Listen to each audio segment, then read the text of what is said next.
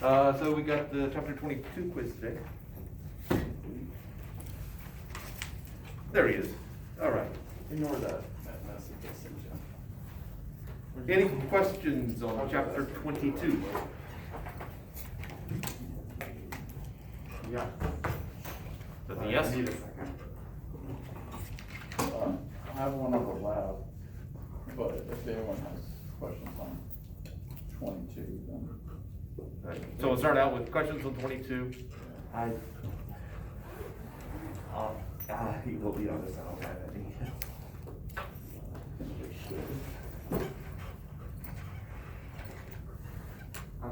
Aaron, do you think that the questions on the lab would help with the quiz, or do you think it's independent enough that we can do it after the quiz? It's independent enough. All right, so after the quiz, we'll make the, hopefully I'll make a note. I'll probably forget because I'm me, but just remind me. Okay. All right, so does not appear to be any specific questions on 22. Let's just get this thing done.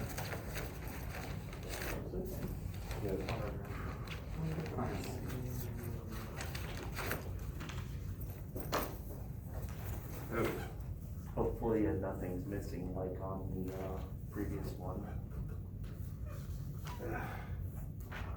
all right, I'm gonna have to make a correction.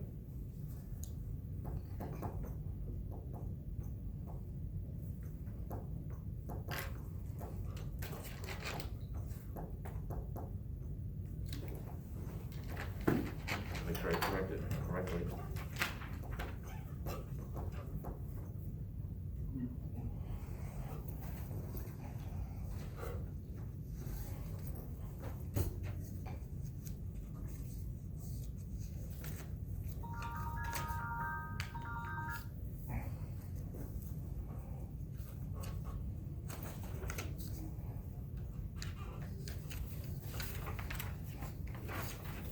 All right, so after I hand it out, I'm gonna make a correction.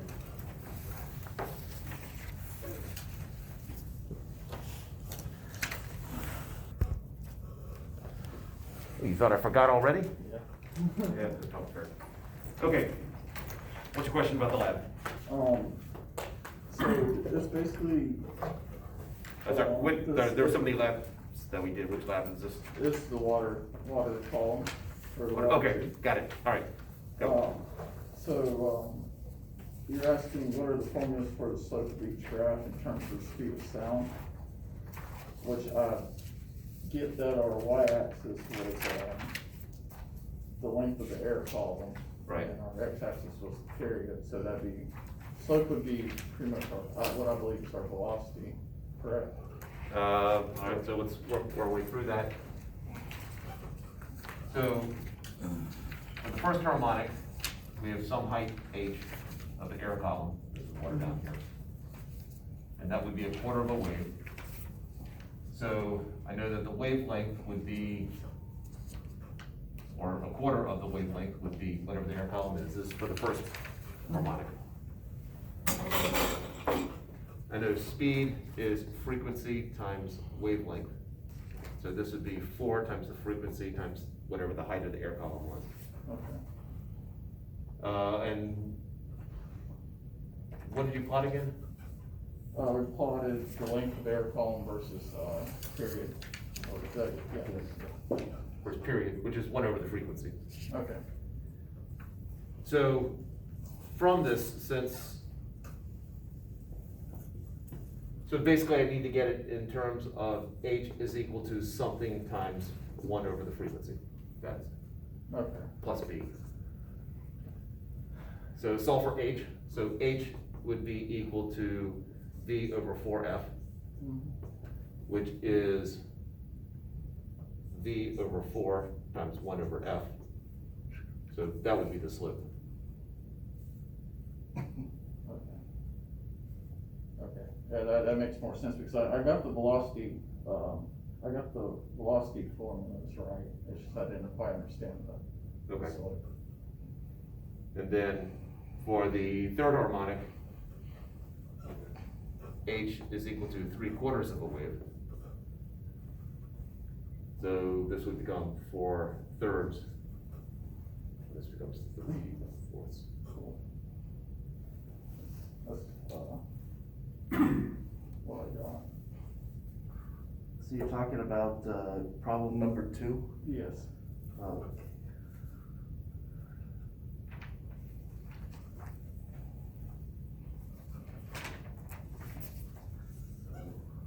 Thomas, you look dazed.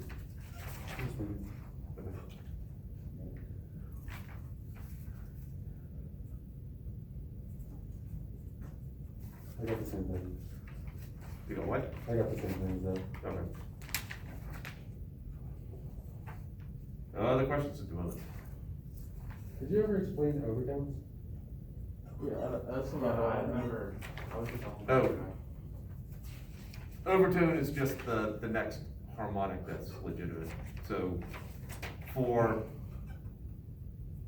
so you have the first harmonic, and then for the 2 open ends or 2 closed ends, the second harmonic is the first overtone, the third harmonic is the second overtone, and so on.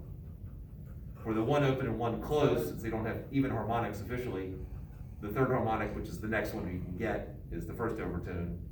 The 5th harmonic is the second overtone, and so on. It's just a different way of counting. Was that sufficient, or do you want me to write stuff? Whatever. Yeah.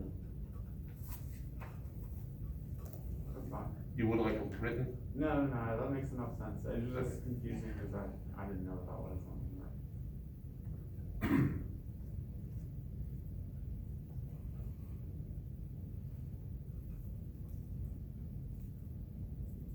I usually make passing reference to overtone at some point, but it should be recorded, so we'll find, we could, Yeah, I Find out. I watched the recording and then when I came back in, I was in class, but I don't remember us talking about it. So Okay. I probably edited it out for the version you saw. How much time would it take to actually go through and edit out certain sections for certain people? That would, Well, I mean, I didn't know if it like got cut off like when you paused it or whatever, and it was an offhand comment being allowed or something. and when I do talk about overtones, it typically is just oh, and this is called the overtone. I figured about that. Then move on, so there's a 10-second window there. 10 seconds, that's probably an exaggeration, probably a 2-second window there. All right, other questions?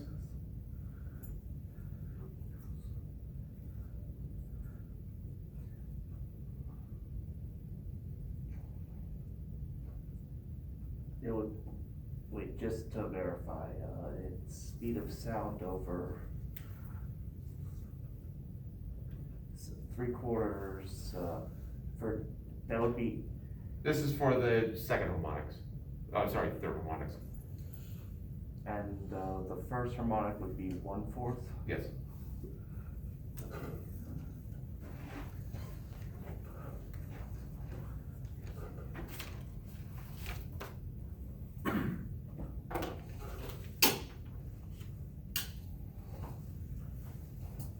So 1/4. Wait, 4, so it would be reciprocal or 4 divided by 3 times the frequency, 4/3. I'm not sure where you're going. This is the height of the air column, and I probably used L before, but height of the air column for the second harmonic is 3/4 of the wavelength. Oh, okay. Because for the first harmonic, that's 1/4 of a wave. The next harmonic down, that's the next harmonic. For 1 closed, 1 open end. Okay. Okay. Now I see. And that's 3/4 of a wave.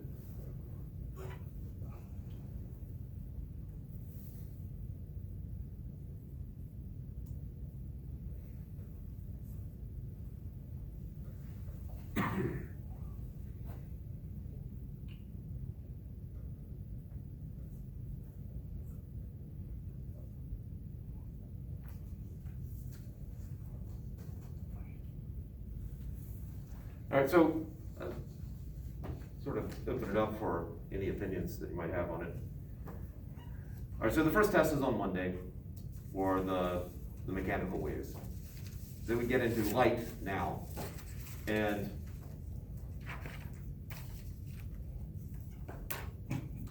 basically, there's one more test after Monday, which covers all the rest of the material, which is, you got about this much material, we've done this much material, this is about the amount of material in the second test, which seems like a lot. Now, there's a logical break in there, which is about like this, so we got this tiny little bit at the end that I generally lump into the second test. So, would you rather have just one more test with this amount of material, or a test with this amount of material, and then a third test with this tiny little bit? Are they weighted the same? They would be weighted the same traditionally. I guess they don't have to be. The trouble is that that last bit is the modern physics part, and so since there's less material, I can ask much more detailed questions on it. Can we get back to you on that? Sure. Anyone else with an opinion at the moment? We got heard that, so I would say let us think it over. Okay. We'll let you know. I will admit I will say I'm leaning towards the idea of 3 tests, but I'll go with what you guys think is probably the best idea. Yeah, I'll just have to, we'll have to figure it out.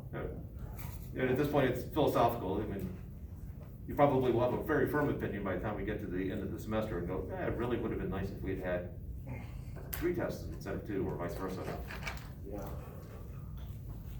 And I did kick this off, I think, but. All right, you can start recording. Okay.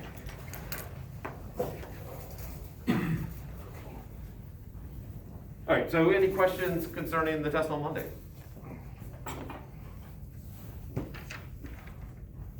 I guess, will we have all the formulas? Yeah, basically, it's a cut and paste of all the formulas that are at the top of each of the quizzes, which is, in essence, the equations in the summary section. Whatever glass water too. Okay, cause. Yeah, I know you're struggling with remembering all that stuff. Yeah, I Most think, people do. For the homeworks, is there any way we can get the equations that are gonna be on the quiz at the top? Like, when we go into classwork and look at the homework things? Just so that we know like what we need to remember and what's gonna be there, kind of. Does that make sense? All right, what are you asking for again? The equations that you put at the top of the quiz, Right? could those go on the homework sheets as well, or be somewhere? Cause for the one that we took on Monday, there was one equation that wasn't on there, and I had memorized it, but we just You weren't. put- there. Oh, What is that? what's messing with me on your question is you said could I put on the homework? Yes, You mean like the test or the quiz? homework. With the bold questions. Am I stupid? I think Thomas, you meant do you know on, what I I'm think you talking meant about? on, there was The equations. stuff on Blackboard. Yeah, Yeah. Yeah, that's the homework, right? yeah. Yeah, so we don't have an equation at the top of those sheets. But it would be nice to have that so that we know like what we're gonna need to prepare for. Which equations you're gonna be given? Yeah. Ah, got it. No, I'm not making a claim, I haven't had an oversight, but it should be the equations in the summary section, Okay. unless I told you otherwise. If there's an equation that's missing, then just let me know specifically which one's missing. Okay. Because I'm gonna move along fat, dumb, and happy, just thinking, I've got it covered, no one said anything. Okay. So you said there was one though that you happen to remember that was not on I don't there. remember it off the top of my head. Okay, okay. I remember thinking that that was on. I'll look over it again and see if I'm Okay. correct. Yeah, Finish those. I tend to give the ones in the summary section, and then if sometimes I'm using a different letter in class than what's written here. And so there are some that, I'll give the book version, then I'll give the ones with the letters I use. I think there is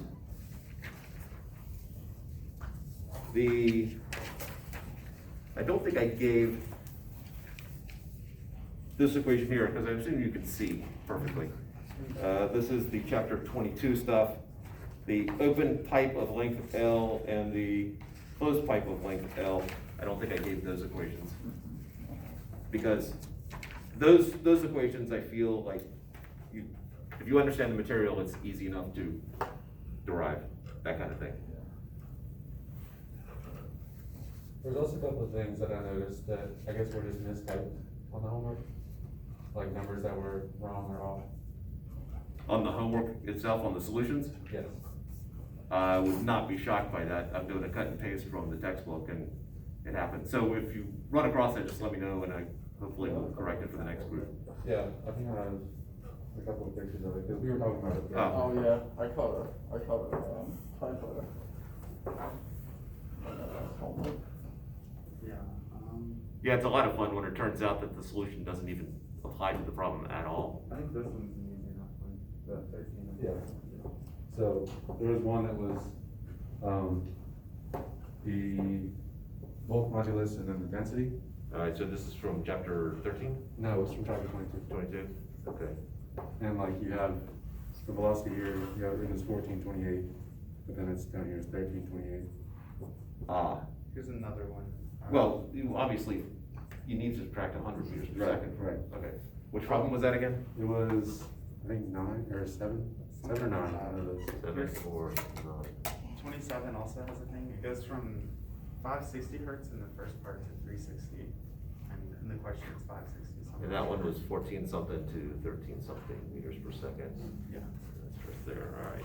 And I'm slowly getting the collection here. Here it's 560, there it's 360, but 560 was used in the calculations there. Okay. And in the question it's 560, this is number 27 for chapter 22. You know, I was about to blame them for proofreading, but you know, I didn't proofread it. Yeah, and this one, I mean, the question's right, and I went to go back to check my work, but, you said that a sugar cane that's 8 centimeters long, but on your length here, you have it at, Oh, yeah, that was another one. not 0.8, what am I saying? Well, There's probably somewhere in that oh, problem. yeah, it's not 1.6 meters, it'd be 0.16 meters. Yeah. Oh, Yeah. yeah, okay, And that's then- number 49, Yeah, alright. 49. and the same for part B, where it'd be 4L, so instead of being 3.2 meters, it'd be 0.32 meters. Okay, and that was also, the last thing you said was also problem 49? Yes, that's Okay. correct, yes. Alright, so I got problem 27, there was an issue, problem 49, there's an issue, and problem 7 or 9. Yeah, it was Whichever one it was one of assigned. the first ones on the page. What was Alright, the- thank you. Because the first one was about the death.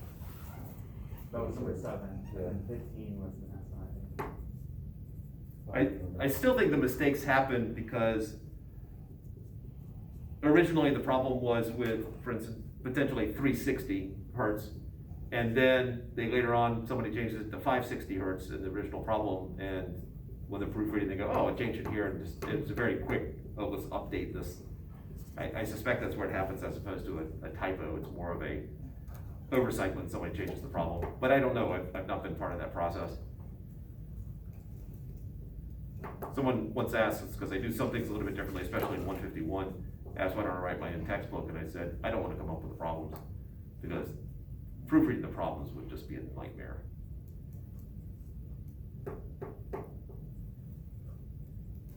And part of me is also thinking as they hand it off to grad students to, or undergraduates to proofread it, and someone then going, well, let's see if I can make this into the final edition.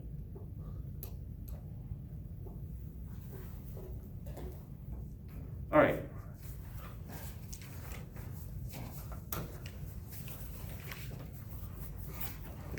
Any other questions concerning, well, I guess anything up till now?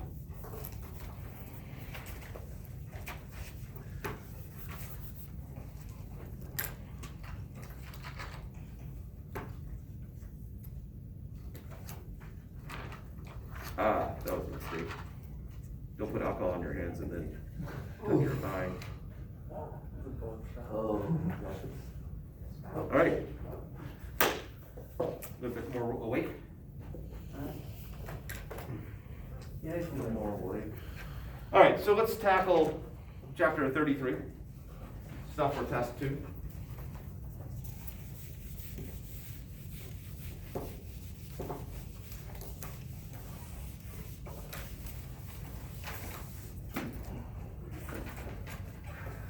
Vocab time. Now, it'd be really great if one of you, or all of you, come up with a way for me to remember this stuff. passed today. It fits into short-term memory. I'm probably gonna be pretty good for, a couple of weeks. It's like clouds. I struggle with which one's cumulus, which one's stratus, which one's, for some reason, knowing cloud formations never quite sticks. So, and knowing my kids' names, which one is which, it's just. For the record, I do know my kids' names. I might not call them the right name, but I do know their names. All right. So I have a light source. You can think of this as, like an incandescent light bulb works really well. There's the radiant power. So this basically, power is the amount of energy per unit time. And so radiant power, this is the energy that's given off per unit time.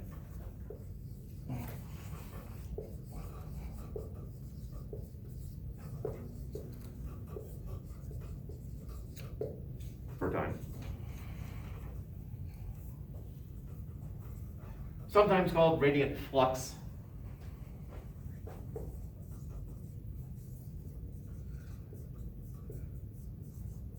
Or if there's a difference between it, I have not seen it.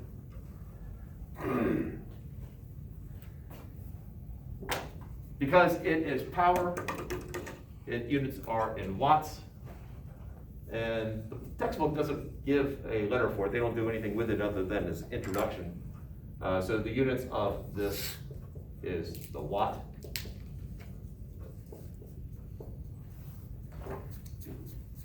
It's basically, if I got a light bulb here and I turn it on, it's giving off power. Now, assuming,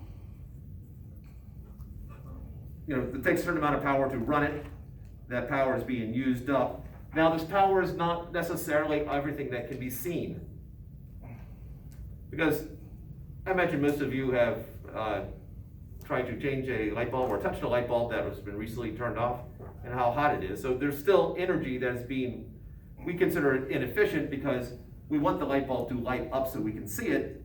However, light bulb also gives off heat as well as other things that are completely useless to us. So radiant power covers all of that, all the energy that is given off based in whatever form, whether it's useful or not.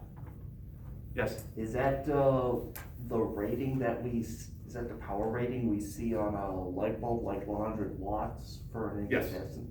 Oh. Now, not all of that is useful to us. So what really matters is the next rating.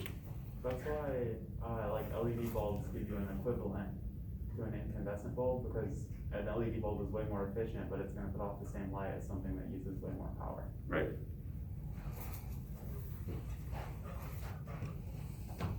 So that's everything that's given off. However, the part that is useful to us, luminous flux.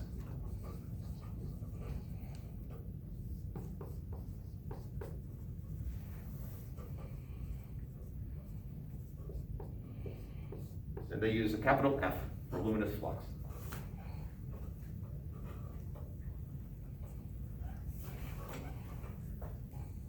Now the SI unit for flux is the lumen. And that is also now given on, by an incandescent bulb, it'll tell you the number of lumens. The abbreviation of aluminum is LM.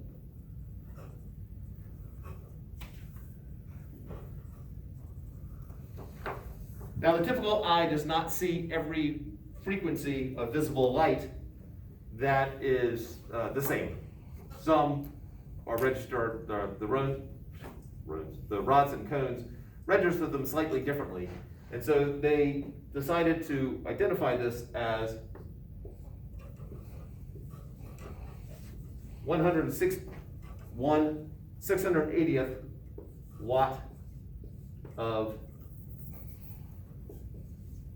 light with wavelength equal to 555 nanometers.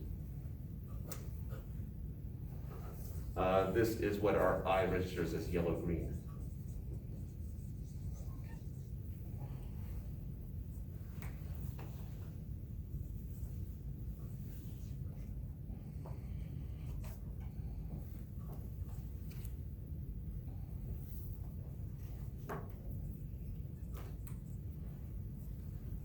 So from this right here, we have a conversion of 680 lumens is equal to 1 watt when dealing with this specific wavelength of light.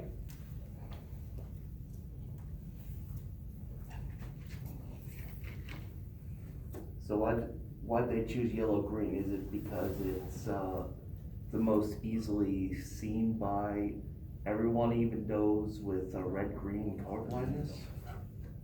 It is the one that are, see, I don't know where the color blindness comes, where the issue is with color blindness, whether that is in the message being sent to the brain, or whether that is actually in, what I'll The risk. loosely call as a defect in the back of the eye.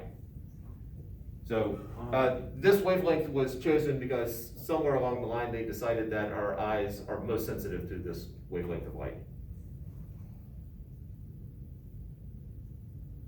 You nod like you've done this, or you're just accepting it as fact.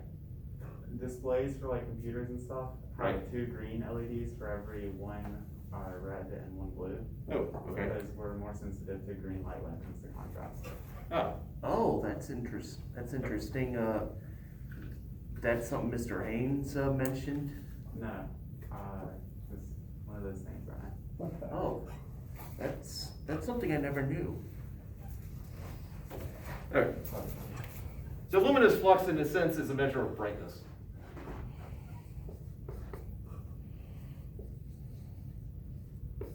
I'll put it parenthetically, I mean, this, for practical reasons, this is a brightness measure, and there's some subtleties that I'm not gonna get into. But.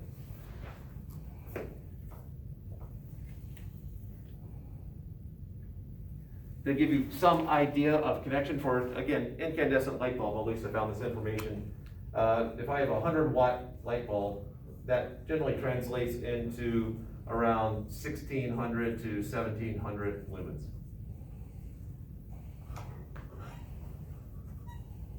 So a 5-watt light bulb, about 1,100 lumens, 60 watts, 800 lumens, 40 watts, 450 lumens. It's not linear.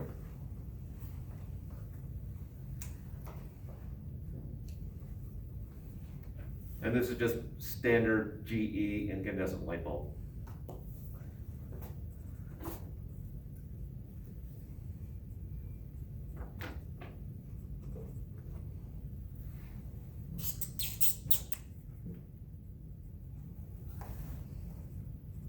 So if I have a power source here, which I label, actually, let's call this a piece of R.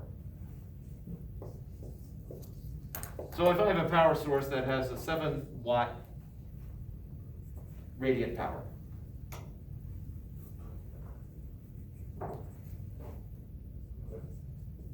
let's make it monochromatic just to make life simpler.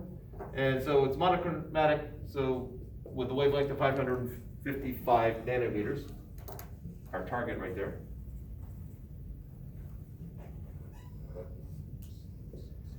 And so the the luminous flux is just going to be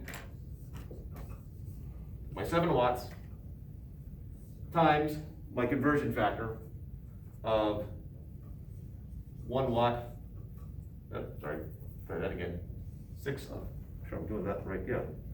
680 lumens per watt.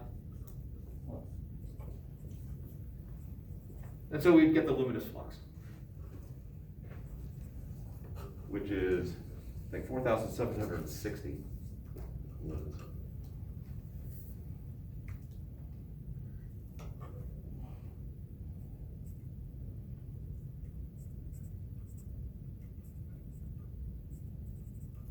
So that's if all of the power was was given off as light.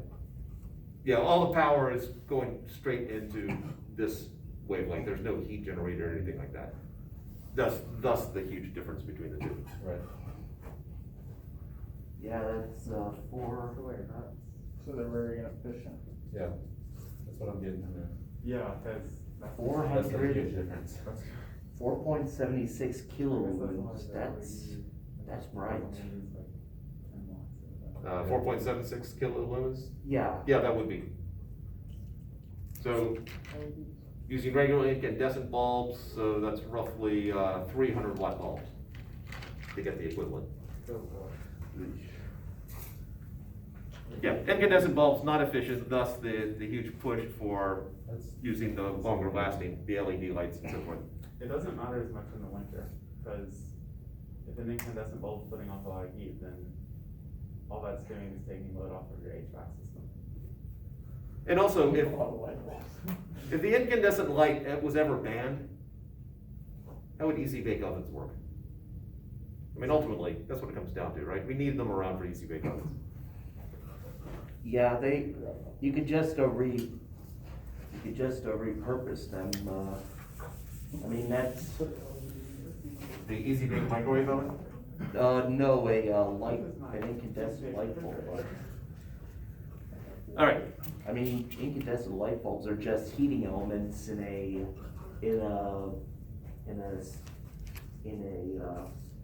different atmosphere, after all. all right, so now let's change it a little bit around. So instead of being in our target group over there, let's make it, and again, using the number here, 450 nanometers.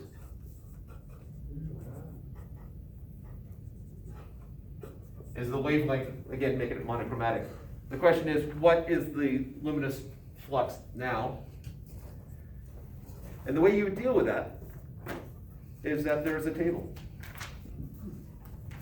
or a graph on page 651 of the textbook. And it gives you relative, sort of looking for relative intensities here. So, or sensitivities. So 555 is right there at the top. And if you look for 450, 450 is halfway between 400 and 500, and you just sort of, from there you move up, and it looks like it's somewhere around 10%. I don't have an equation for the chart. I mean, this is just for a crude estimate. You basically are here, you move up, and then you look to see over. And so the sensitivity of this light is 10% of that light. 10% Of the 550 nanometer light. oh, okay. So in other words, our eyes respond about 1/10